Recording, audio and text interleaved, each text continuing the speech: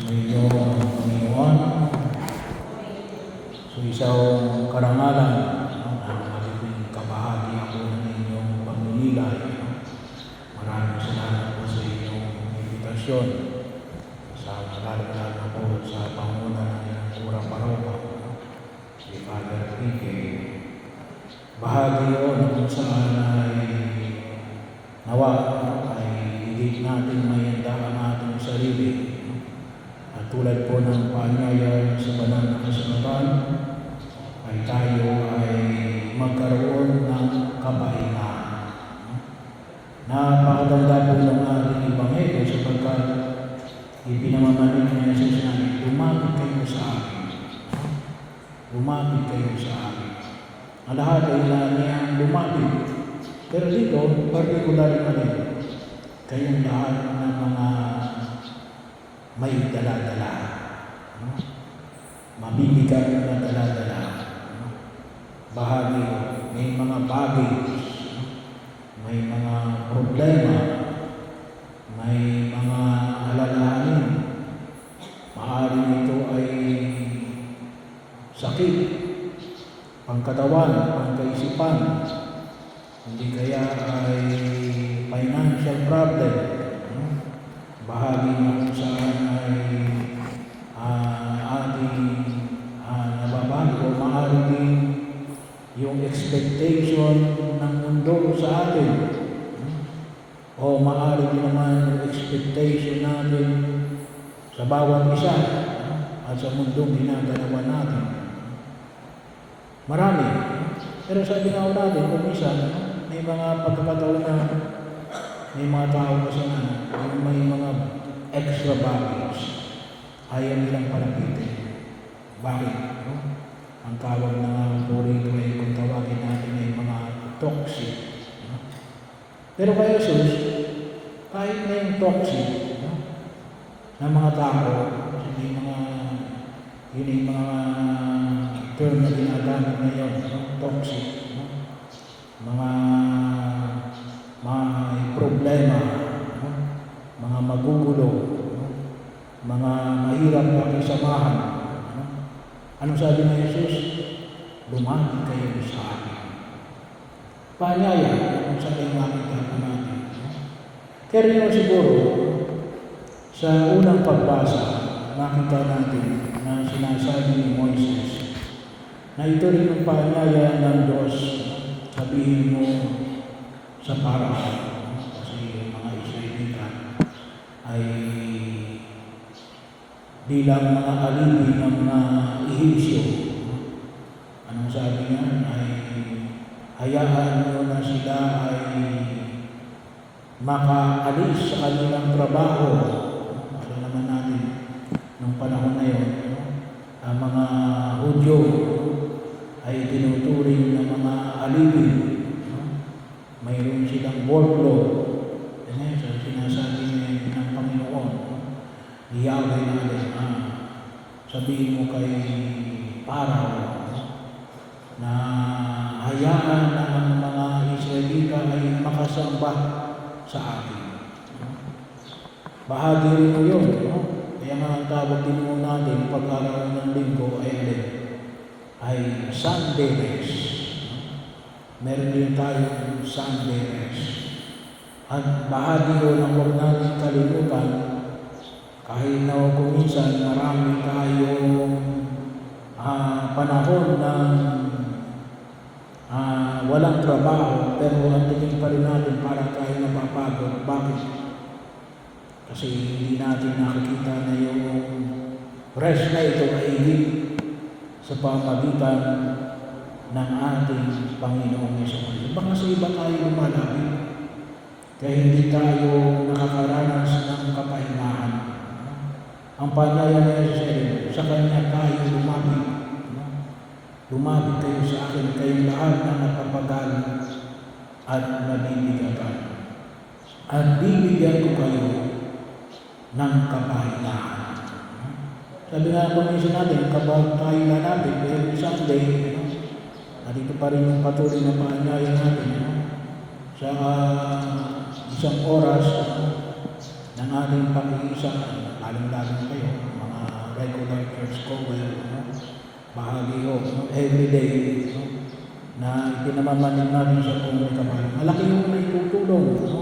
Sana nararamdaman nyo na pinagpapahinga kayo ng Puong May Kapal. Bagaman, no? Ito'y isang oras na activity.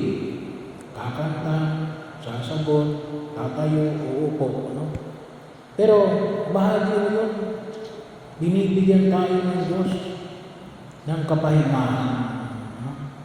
At yung panyaya na binibigay ni Jesus niya rin, ay nawa ay makita natin na ito ay bahagi ng karunungan ng Diyos. Kasi nga, kung yung maalala kahapon, anong sabi ni Jesus sa Ebanghelyo natin, na mababalag, no? Sapagkat ibinahayag ang mga bagay na ito sa mga may kalooban ng katulad ng sa bata. No?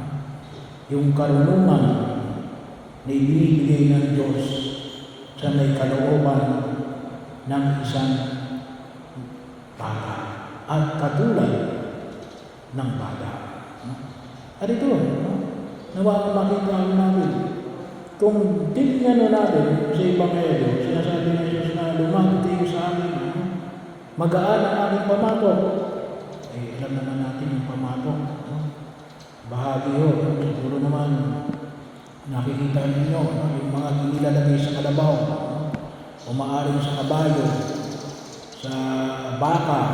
Mabigat po yun, no? Yung kahoy, nilalagay doon. No? So, yun ay pamatok. No? At paalala rin mo sa aming mga pari, itong istola, no? Ito ay simbolo din ng pamatok, no? Na pinamamanig ng Puong May Kapal. At ganun din naman sa istola, hanggang isuot ninyo, no? Dalhin ninyo ang aming pamatok. No? Makasabihin natin, ay binibigyan pa tayo ng additional na dalahin. Pero anong sabi ng Jesus, no? Ito ay magaan at magdudulot ito ng kapahingahan sa atin. At sana po, yun ang nararamdaman natin. No?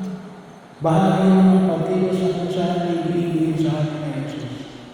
Kay Santa Maria Magdalena, no? Bahagi rin na huwag natin kalimutan natin. Alam ni Santa Maria Magdalena, bakit?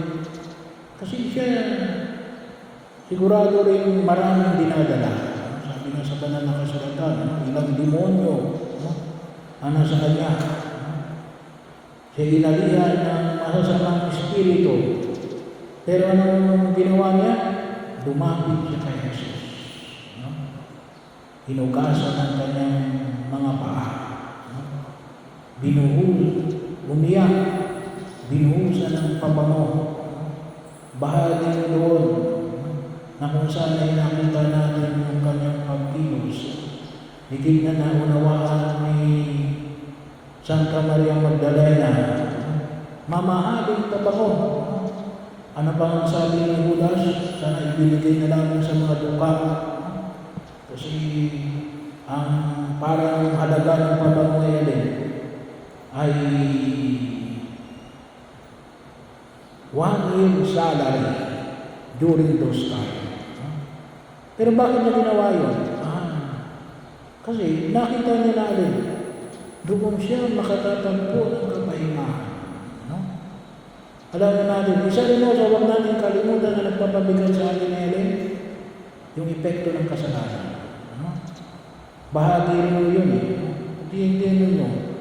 Sa oras na kayo mag-umpisal, diba kung minsan gumagaan ang ating pakiramdam, yun ang dulot ng ating Panginoon sa Kristo, na tinatanggap natin lalong-lalo na sa kanyang mga sakramento.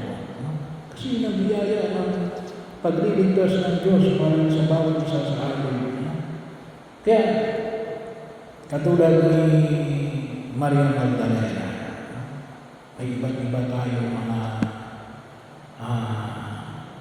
baggage, iba't-iba tayong dinadala, may iba't-iba tayong iniinda sa buhay. Ilapit natin kay Jesus. Ilapit natin kay Jesus. Bahagi yun na huwag natin kalimutan. At ano ba yung pangyayari na pinapahayag niya sa atin? Yung alaman, ano sabi nga natin, kapag inilapit natin kay Jesus, ay tuturuan din tayo ng pamamaraan na naukol sa ating pagkilos.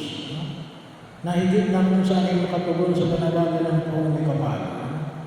Kaya bahagi, hindi lang tayo magagaanan, ngunit hayaan din natin turuan tayo ni Jesus ng pamamaraan ng makakristyano.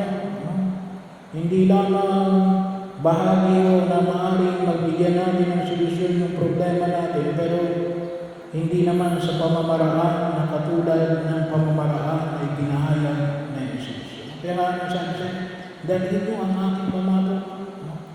Inyong pamamaraan na hindi na magdudulot sa atin ng kapahingahan ng kalooban, magkakaroon ng kapanatagan sa ating mga puso at isipan. Masasabi na natin alin, mas magiging mahimbing ang ating tulog kapag sumapit ang gabi. At yun ang bahagi yun na nagdudulot sa atin ng kapahingahan. Yung presensya ng Diyos na nakikita natin sa gitna natin. Kung tusin nga, kapag sinabi natin, ito yung pagkilos at sa pamamaraan ng Diyos, anong sabi na natin, kakampi ko ang Diyos. At yun ay magbibigay sa atin ng tiyak na kapanatagan. At doon natin higit na makikita yung kagaanan ng ating buhay na ninanais ng Panginoong Kapal. Hindi madali. Hindi madali kasi iba yung pamamaraan ng daigdig na ito. Pero kung tunay na gusto natin makita yung tunay na kaginawa na dulong ng ating Panginoon Jesucristo, kinakailangan dalhin din natin ang pamatok na Jesus. At yun ang bahagi yun na ginawa ng Santa Maria Magdalena. At makita natin na siya ay ilan sa mga kababaihan na sumunod kay Jesus.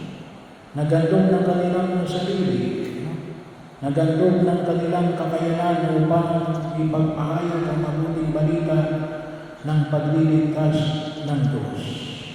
Kaya nga ngayon ay binibigyan natin ng pagpaparangal para sa paghahanda natin sa kanyang kapistahan. At ito yung dalangin natin. Tumulad tayo kay Santa Maria Magdalena. Nang sa ganon, makamit din natin ang kapanatagan na naging bahagi ng buhay na ipinagkaloob